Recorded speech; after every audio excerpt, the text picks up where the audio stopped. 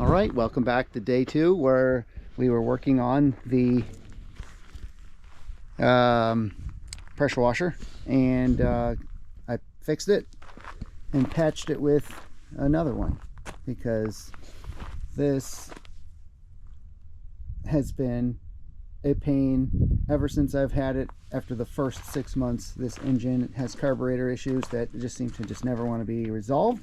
So I patched it with whatever this is, and we're going to start cleaning this crusty thing.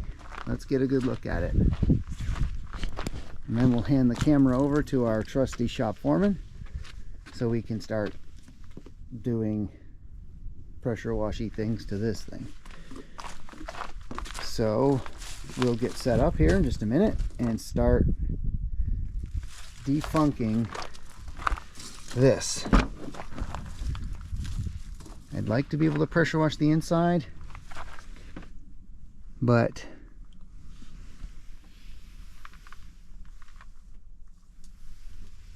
whatever's left of the wiring harness will probably get ruined, so we won't do that just yet. It does stink a little bit. Not bad. You'd think it would smell worse. It doesn't. Alright, so we'll take a minute, get the hose connected and get it fired up, and let's start cleaning.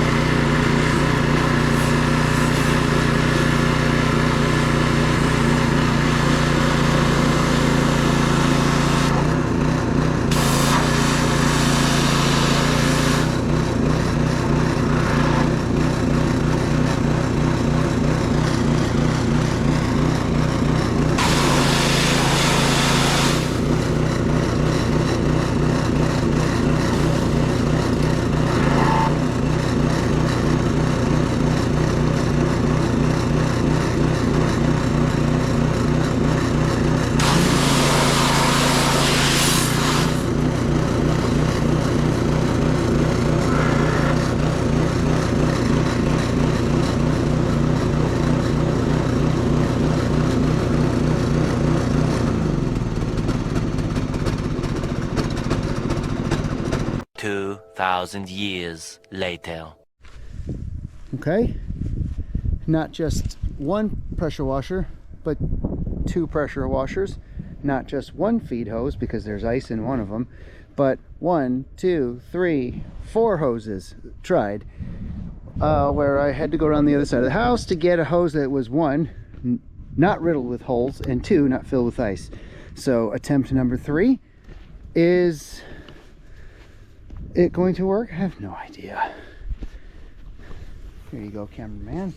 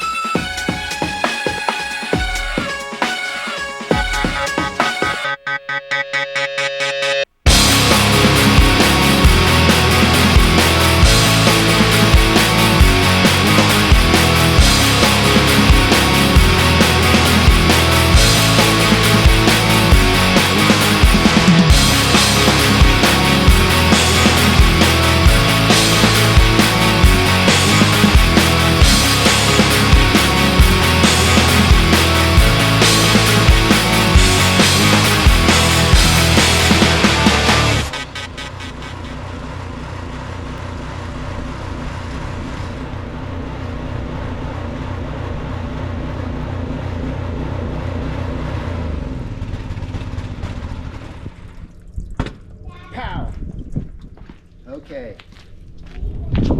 Just for now. All right. I just get you a close-up look. It looks probably better on camera, and that's pretty. This pressure washer is power washer is definitely. It's definitely throwing out some PSI, and there's still. I don't know if you can see that on the camera. Still some schmutz and stuff in there. Some real deep embedded stuff. So rather than pressure wash it twice, let's take a minute to spray something on here. And I've got some stuff. So let's go and look for some stuff. As you can see, this car is not rusty, but there's not a panel on it that lines up with another panel.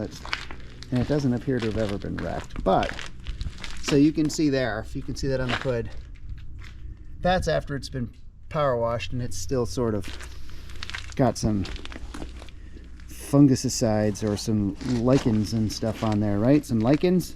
Yeah.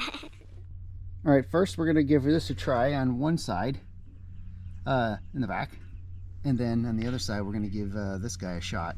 Neither one are a sponsor. If you notice by how many people that I have following me, I do not have sponsors.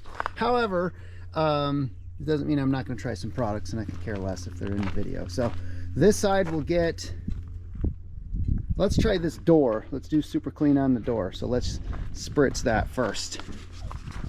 And the mirror.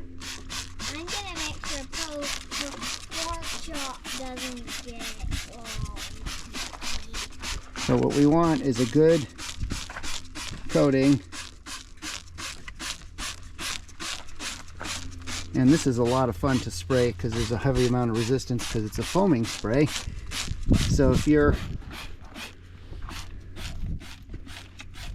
looking for a wrist workout, there you go. All right, we'll call that foaming super clean on door. Let's let that eat for a minute. Now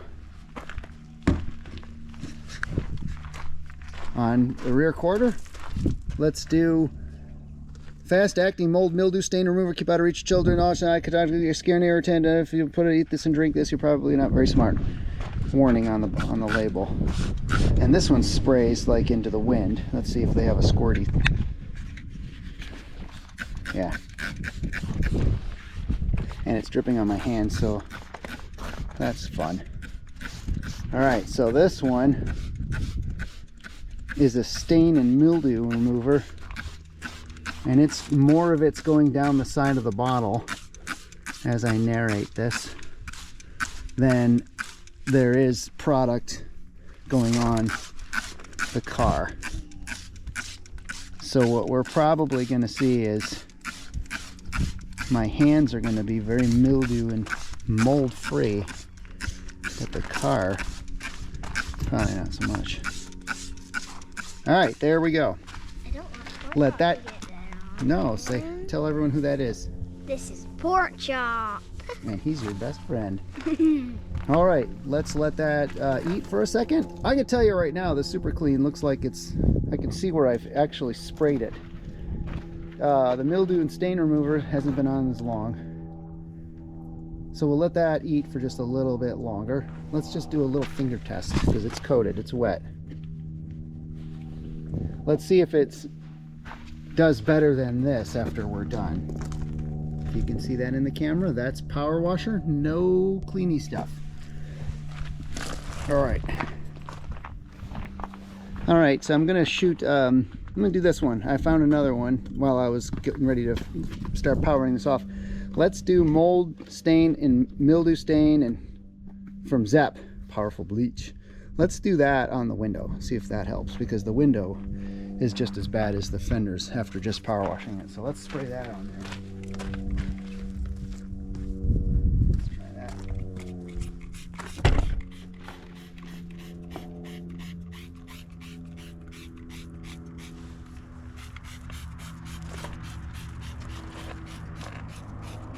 Windows. Zepped. Okie dokie, let's fire it up. Turn it on. Get a little unchoky.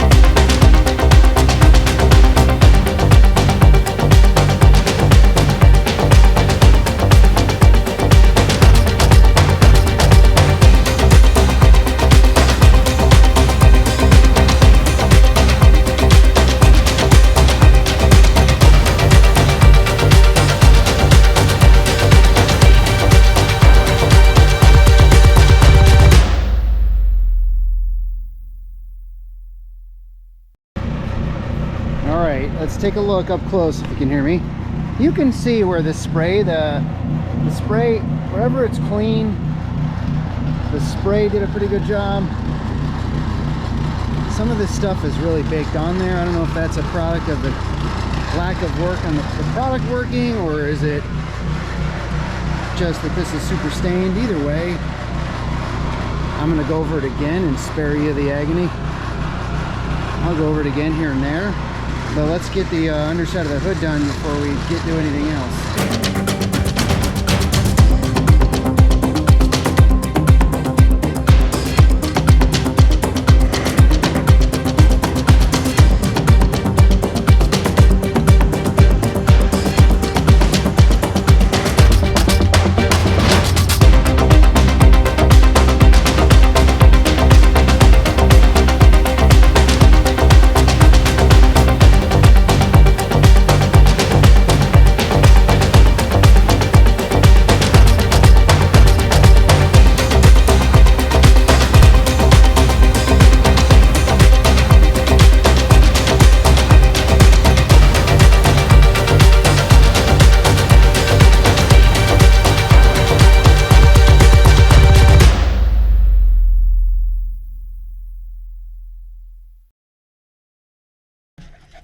I'm going to call that power washed.